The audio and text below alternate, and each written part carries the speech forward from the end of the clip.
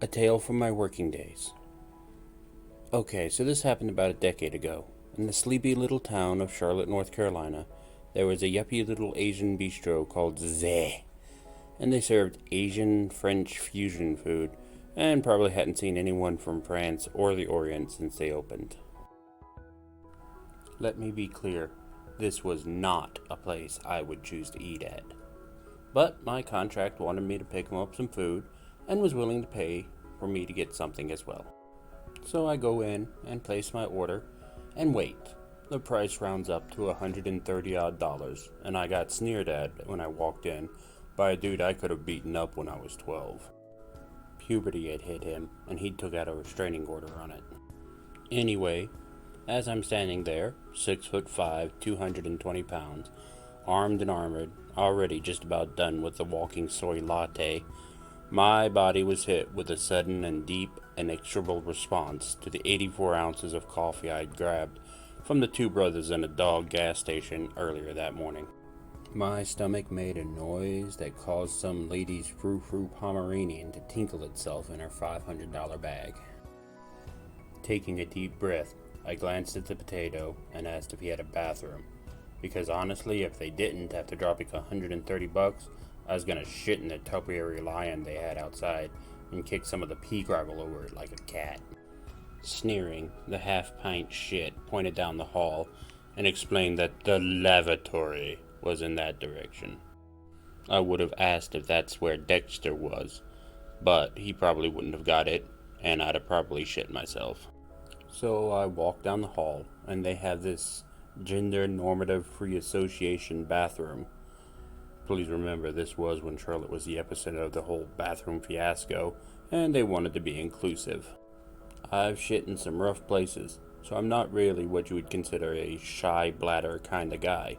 So I pressed in, warned the whatever it was with a Skrillex haircut that there was a bomb threat, wrestled my way through the belt keepers, and squatted on the john with the full intention of causing $130 worth of damage to their plumbing.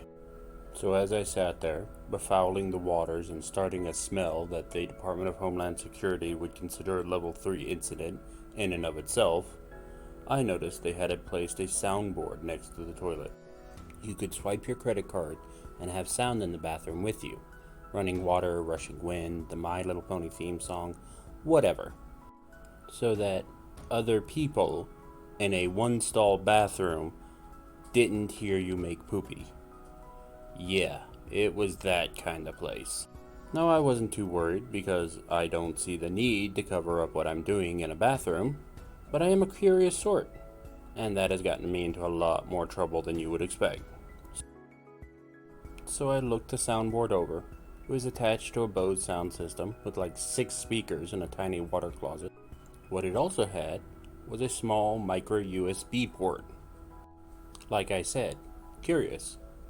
Well, I had a phone, and I just so happened to have a micro USB connector, and a soundboard, and a file with 15 minutes of Tasmanian devils screaming at each other that I used as an alarm clock. Aside from being curious, I'm also extremely weak-willed.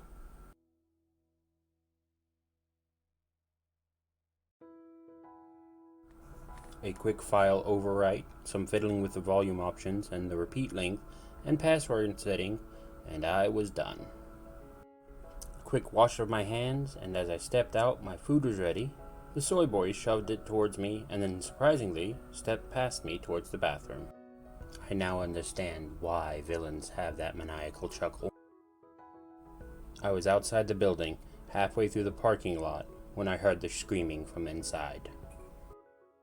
And unless they had a micro USB connector and the ability to divine the password, I am Henry VIII, that was going to be a sound that continued for a long, long time.